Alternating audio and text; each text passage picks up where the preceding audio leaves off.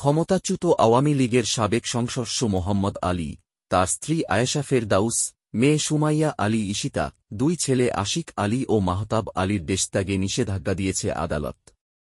অনিয়ম ও দুর্নীতির মাধ্যমে সরকারি অর্থ আত্মসাৎ করে অবৈধ সম্পদ অর্জনের অভিযোগ থাকায় দুর্নীতি দমন কমিশন দুদক তাদের দেশত্যাগে নিষেধাজ্ঞা চেয়ে আদালতে আবেদন করে। ঢাকা মহানগর সিনিয়র স্পেশাল জজ জাকির হোসেন গালিব দুদকের আবেদনের ওপর শুনানি শেষে এ আদেশ দেন। দুদকের জনসংযোগ কর্মকর্তা আক্তারুল ইসলাম এ তথ্য দিয়েছেন।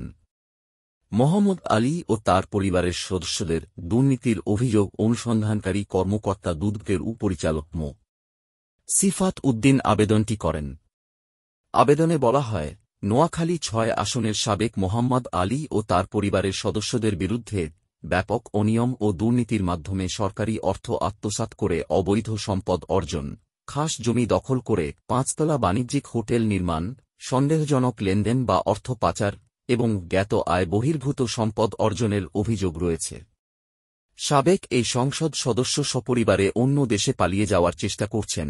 দুদক এমন তথ্য পেয়েছে দাবি করে আবেদন বলা হয়েছে, অভিযোগের সুষ্ঠু অনুসন্ধানের স্বার্থে তাদের বিদেশ যাওয়া থেকে বিরত রাখা প্রয়োজন মনে করছে সংস্থাটি। গত ৫ অগাস্ট অভ্যুত্থানে ক্ষমতাচ্যুত হয় আওয়ামী লীগ সরকার। এরপর দ্বাদশ জাতীয় সংসদ বিলুপ্ত করেন রাষ্ট্রপতি। সে সময় হাতিয়ার চর কৈলাসে নিজ বাড়িতে ছিলেন সাবেক হয়ে যাওয়া সংসদস্য মোহাম্মদ আলী, তার স্ত্রী আয়েশা ফেরদৌস ও ছেলে হাতিয়া উপজেলা পরিষদের চেয়ারম্যান আশিক আলী। ১ অগাস্ট রাত ৩টার দিকে নৌবাহিনী তাদের হেফাজতে নেয়।